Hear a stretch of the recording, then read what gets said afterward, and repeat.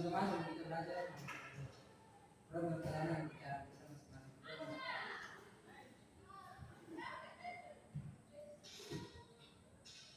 Amin. Anak-anak, kalian tahu kan hari ini materi kita terkait apa? Terkait sama Ibu. Ya baik. Materi kita dibagi tentang pengertian dan ekspresi. Jadi kebebasan pengertian dan ekspresi itu adalah salah satu hak asasi manusia yang paling mendasar dan penting dalam masyarakat.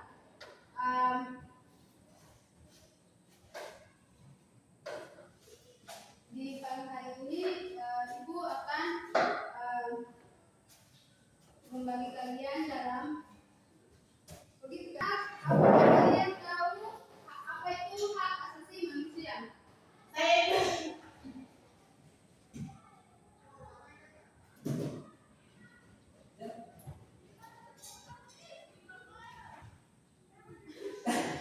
Oke baik, Ibu akan tanya sini siapa yang tahu itu hak asasi manusia? Saya Ibu. Silakan. Ya baik, di sini Ibu akan bertanya. Di sini siapa tahu itu hak asasi manusia? Silakan. Saya Ibu. Hak asasi manusia adalah hak yang sudah melekat pada diri kita sejak kita lahir dan tidak dapat dirubah oleh siapapun, Ibu. Iya. Jadi kita sama-sama. Belum bisa bapak semua Jakarta. Bapak nih.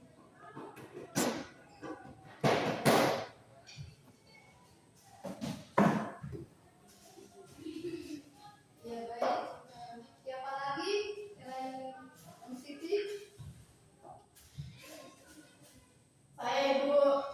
Hak asasi manusia itu hak seperangkat aturan yang melekat pada setiap individu sejak ia lahir atau dalam kandungan, Ibu. Ya baik. Ya hak asasi manusia ini juga adalah konsep hukum dan normatif yang menyatakan bahwa setiap individu memiliki hak-hak yang melekat pada dirinya. Sementara maka karena ia adalah seorang manusia bukan karena pemberian dari negara, agama atau kelompok tertentu, adalah hak yang sudah dimiliki oleh setiap manusia sejak lahir. Di sini buatkan bagi kalian dalam kelompok yang di bagian sini kelompok 1, bagian sini kelompok 2. Jadi Ibu akan membaca studi kasusnya itu. Tika adalah seorang mahasiswa yang sangat aktif di media sosial. Ia sering menyuarakan kritik terhadap kebijakan pemerintah daerahnya, khususnya terkait proyek pembangunan jalan yang mengangkat Tika menggunakan akun pribadinya yang milik banyak pengikut. Jadi kalau membagi kelompok ini, kelompok 1 itu yang pertama itu coba kalian jelaskan hak Tika untuk bebas berpendapat yang dijamin oleh UUD. Kelompok 2 itu apa laporan yang dilakukan Bapak Rugi kepada Tika melanggar hak Tika atau justru Bapak Rugi sedang memperjuangkan haknya atas nama baiknya. Silakan Ibu akan kasih waktu 10 menit. Baik, terima kasih, Ibu. Ya. Duduk. Baca. Berdiri. Melihat mungkin waktu itu sudah selesai, silakan menjawab.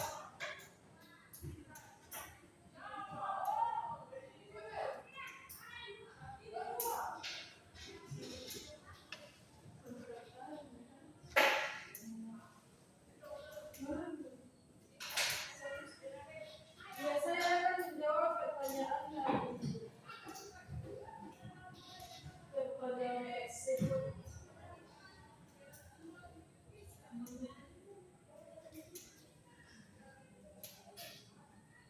Menurut saya itu Tika adalah seorang Indonesia untuk bebas berpendapat dijamin Undang-Undang Dasar Negara Republik Indonesia pada tahun 1945, khususnya pada pasal 28D ayat 3 menyatakan bahwa setiap orang berhak atas kebebasan berserikat, berkumpul dan berpendapat.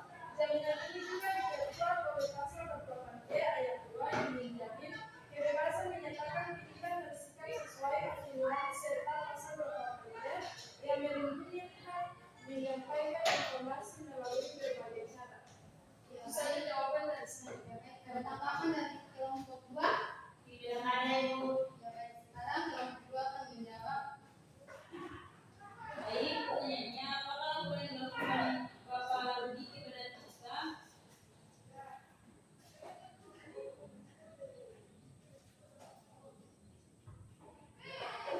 Kepada Tika melanggar hak Tika atau justru Bapak Rudi sedang memperjuangkan haknya atas nama baiknya?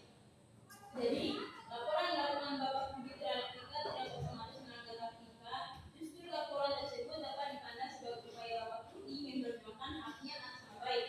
Apabila politik didasarkan pada dugaan perbuatan Tika yang merugikan atau mencemarkan hak Tika.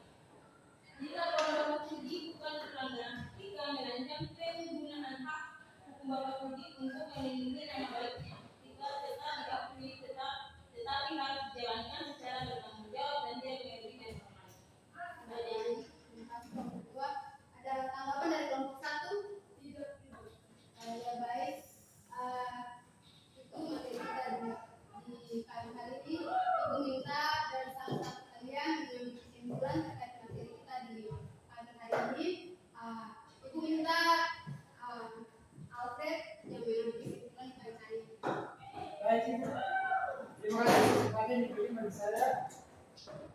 Terkait atas itu dijawab oleh teman-teman yang saya yang kedua, dapat saya simpulkan bahwa kasus Tika menunjukkan adanya benturan antara kebebasan berekspresi dan perlindungan nama baik.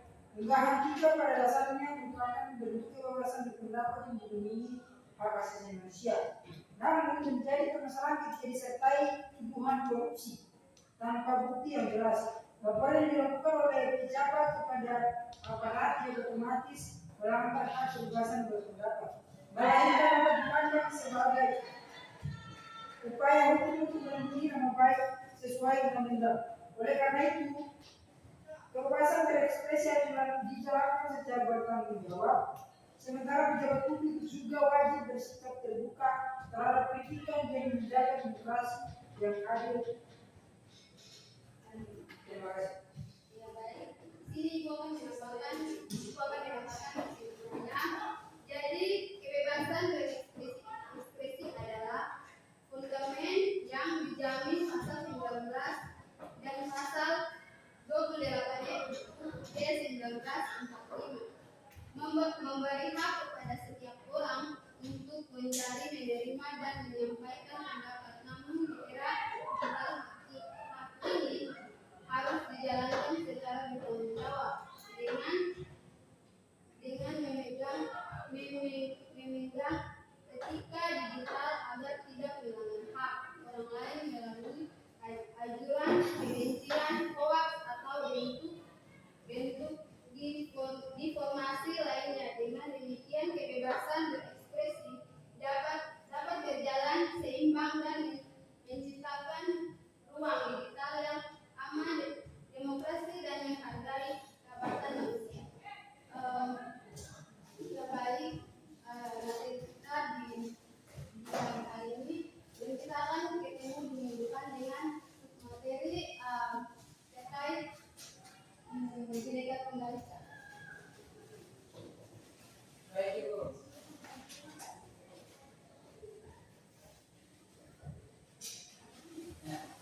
Ya baik, sebelum kita pulang di sini Ibu akan mengambil absen.